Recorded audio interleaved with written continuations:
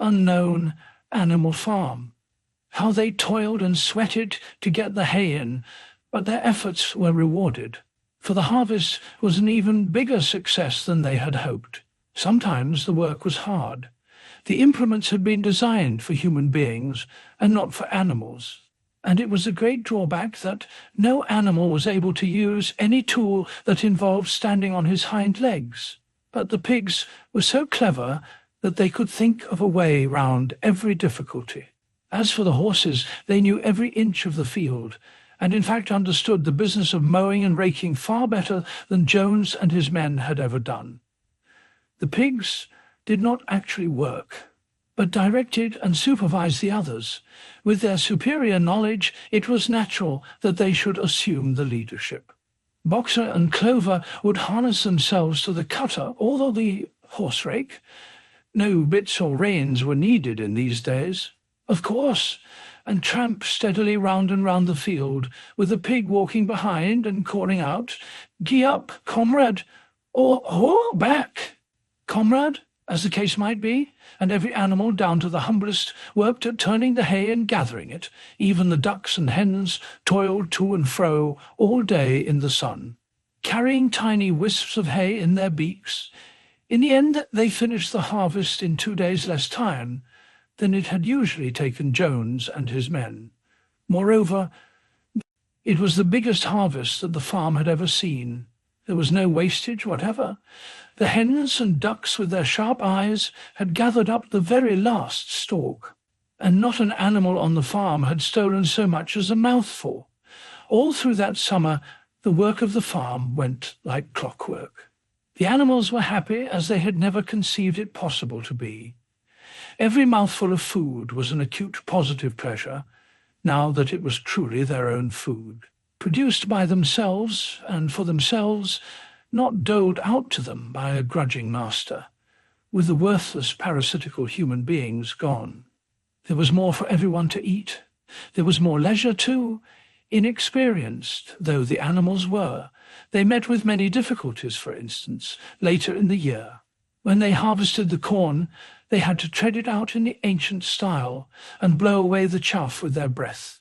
Since the farm possessed no threshing machine, but the pigs with their cleverness and Boxer, with his tremendous muscles, always pulled them through. Boxer was the admiration of everybody.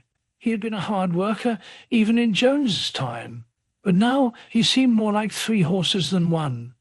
There were days when the entire work of the farm seemed to rest on his mighty shoulders. From morning to night he was pushing and pulling, always at the spot where the work was hardest. He had made an arrangement with one of the cockerels to call him in the mornings half an hour earlier than anyone else, and would put in some volunteer labour at whatever seemed to be most needed before the regular day's work began. His answer to every problem, every setback, was, "I will work harder," which he had adopted as his personal motto. But everyone worked according to his capacity. The hens and ducks, for instance, saved 5 bushels of corn at the harvest by gathering up the stray grains. Nobody stole, nobody grumbled over his rations. The quarrelling and biting and jealousy which had been normal features of life in the old days had almost disappeared. Nobody shirked, or almost nobody. Molly, it was true, was not good at getting up in the mornings, and had a way of leaving work early on the ground that there was a stone in her hoof, and the behaviour of the cat was somewhat peculiar. It was soon noticed that when there was work to be done, the cat could never be found. She would vanish for hours on end, and then reappear at meal times, or in the evening after work was over, as though nothing had happened. But she always made such excellent excuses, and purred so affectionately, that it was impossible not to believe in her good intentions. Old Benjamin, the donkey, seemed quite unchanged since the rebellion. He did his work in the same slow, obstinate way as he had done it in Jones's time, never shirking and never volunteering for extra work either. About the rebellion and its results he would express no opinion. When asked whether he was not happier now that Jones was gone, he would say only, "Donkeys live a long time, "None of you has ever seen a dead donkey." And the others had to be content with this cryptic answer. On Sundays there was no work. Breakfast was an hour later than usual. And after breakfast there was a ceremony which was observed every week without fail. First came the hoisting of the flag. Snowball had found in the harness room an old green tablecloth of Mrs. Jones, and had painted on it a hoof and a horn in white. This was run up the flagstaff in the farmhouse garden every Sunday 8. Morning, the flag was green, Snowball explained, to represent the green fields of England, while the hoof and horn signified the future republic of the animals, which would arise when the human race had been finally overthrown. After the hoisting of the flag, all the animals trooped into the big barn for a general assembly, which was known as the meeting. Here the work of the coming week was planned out, and resolutions were put forward and debated. It was always the pigs who put forward the resolutions. The other animals understood how to vote, but could never think of any resolutions of their own. Snowball and Napoleon were by far the most active in the debates, but it was noticed that these two were never in agreement. Whatever suggestion either of them made, the other could be counted on to oppose it, even when it was resolved a thing no one could object to in itself, to set aside the small paddock behind the orchard as a home of rest for animals who were past work. There was a stormy debate over the correct retiring age for each class of animal. The meeting always ended with the singing of Beasts of England, and the afternoon was given up to recreation.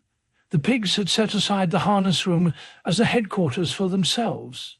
Here, in the evenings, they studied blacksmithing, carpentering, and other necessary arts from books which they had brought out of the farmhouse. Snowball also busied himself with organizing the other animals into what he called animal committees. He was indefatigable at this. He formed the egg production committee for the hens, the Clean Tails League for the cows, the Wild Comrades Re-Education Committee. The object of this was to tame the rats and rabbits, the Whiter Wool Movement for the sheep, and various others. Besides instituting classes in reading and writing, on the whole, these projects were a failure. The attempt to tame the wild creatures, for instance, broke down almost immediately. They continued to behave very much as before, and when treated with generosity, simply took advantage of it. The cat joined the Re-Education Committee and was very active in it for some days. She was seen one day sitting on a roof and talking to some sparrows who were just out of her reach. She was telling them that all animals were now comrades, and that any sparrow who chose could come and perch on her paw. But the sparrows kept their distance. The reading and writing classes, however, were a great success. By the autumn, almost every animal on the farm was literate in some degree. As for the pigs, they could already read and write perfectly. The dogs learned to read fairly well, but were not interested in reading anything except the 7 Commandments. Muriel, the goat, could read somewhat better than the dogs, and sometimes used to read to the others in the evenings from scraps of newspaper which she found on the rubbish heap. Benjamin could read as well as any pig, but never exercised his faculty. So far as he knew, he said, there was nothing worth reading. Clover learnt the whole alphabet, but could not put words together. Boxer could not get beyond the letter D. He would trace out a B, C, D in the dust with his great hoof, and then would stand staring at the letters with his ears back, sometimes shaking his forelock, trying with all his might to remember what came next and never succeeding. On several occasions, indeed, he did learn E, F, G, H, but by the time he knew them, it was always discovered that he had forgotten A, B, C, and D.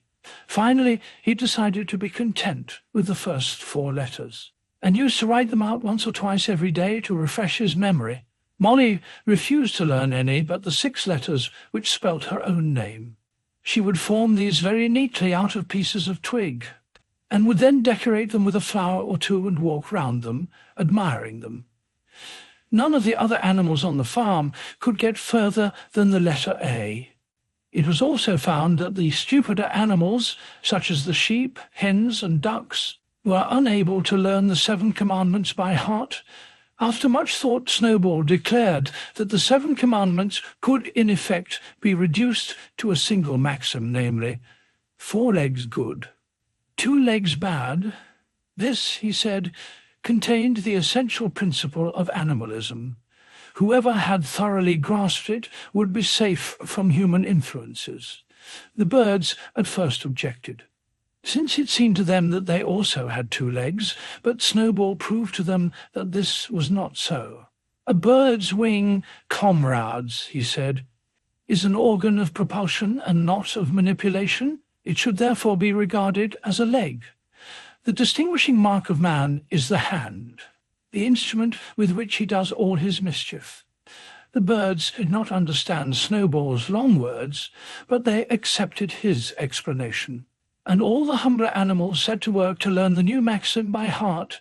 4 legs good, 2 legs bad, was inscribed on the end wall of the barn.